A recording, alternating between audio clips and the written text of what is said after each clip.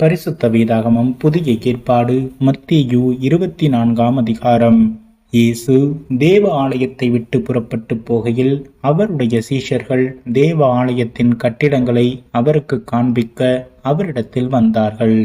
இயேசு அவர்களை நோக்கி, இவைகளெல்லாம் பார்க்கிறீர்களே, இவ்விடத்தில் ஒரு கல்லின் மேல் ஒரு கல் இராதபடிக்கு எல்லாம் இடிக்கப்பட்டு போகும் என்று மெய்யாகவே உங்களுக்கு சொல்லுகிறேன் என்றார்.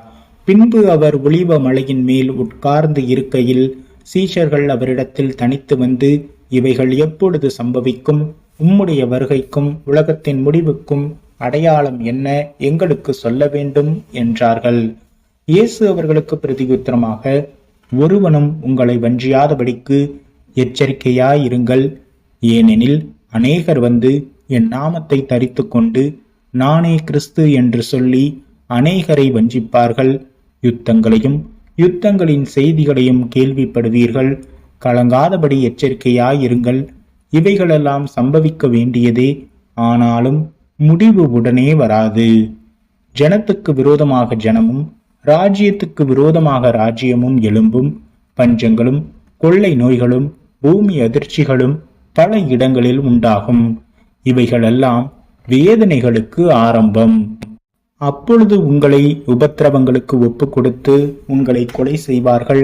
என் நாமத்தின் நிமித்தம் நீங்கள் சகல ஜனங்களாலும் பகைக்கப்படுவீர்கள். அப்பொழுது அநேகர் இடரல் அடைந்து ஒருவரையொருவர் காட்டிக் கொடுத்து ஒருவரையொருவர் பகைப்பார்கள். அநேக கள்ள தீர்க்கதரிசிகளும் எழும்பி அநேகரை வஞ்சிப்பார்கள்.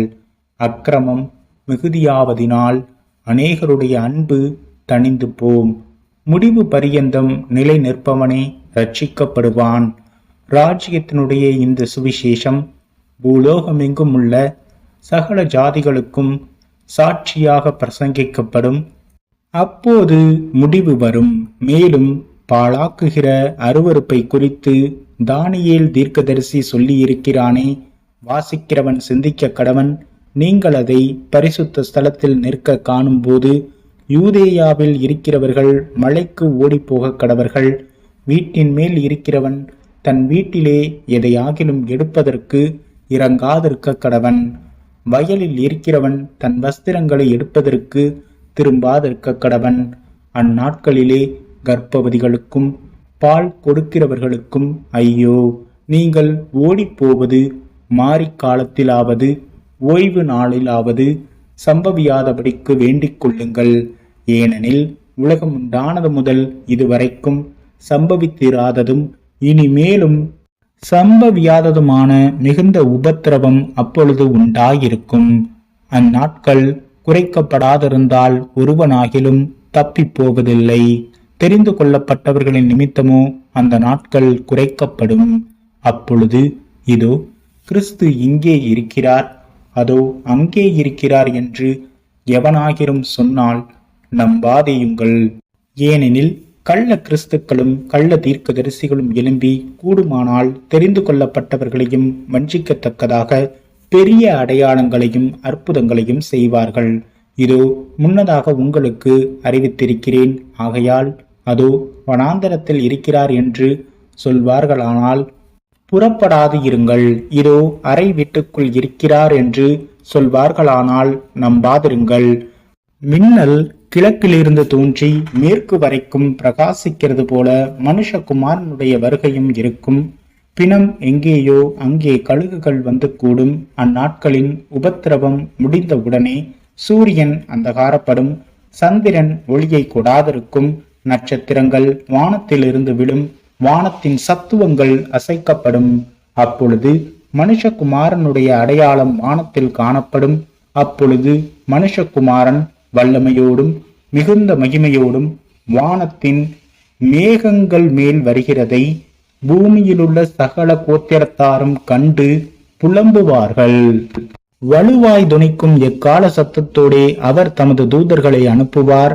அவர்கள் அவரால் தெரிந்து கொள்ளப்பட்டவர்களை வானத்தின் ஒரு முனை முதற்கொண்டு மறுமுனை மட்டும் 4 திசைகளிலும் இருந்து கூட்டி சேர்ப்பார்கள்.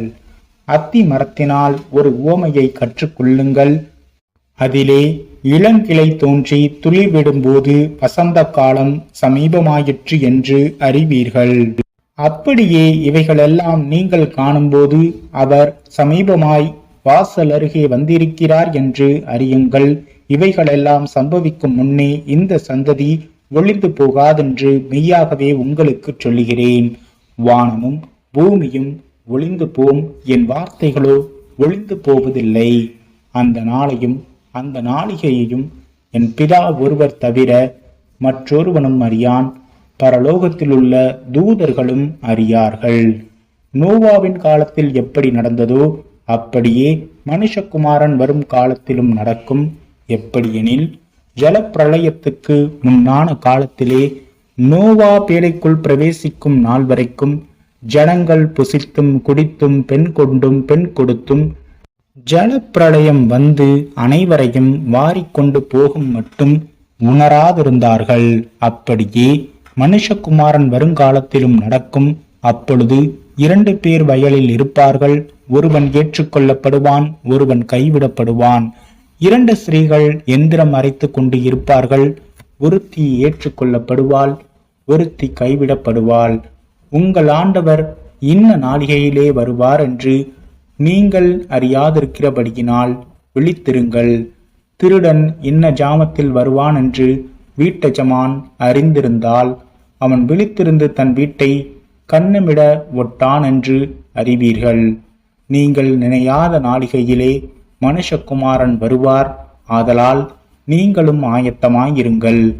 ஏற்ற வேளையிலே தன் வேலைக்காரருக்கு போஜனம் கொடுத்து அவர்களை விசாரிக்கும்படி எஜமான் வைத்த உண்மையும் விவேகமும் உள்ள ஊழியக்காரன் யாவன்?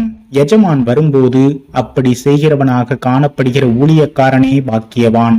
தன் ஆஸ்திகள் எல்லாவற்றிலும் மேலும் அவனை விசாரணைக்காரனாக வைப்பான் என்று மெய்யாகவே உங்களுக்கு சொல்லுகிறேன்.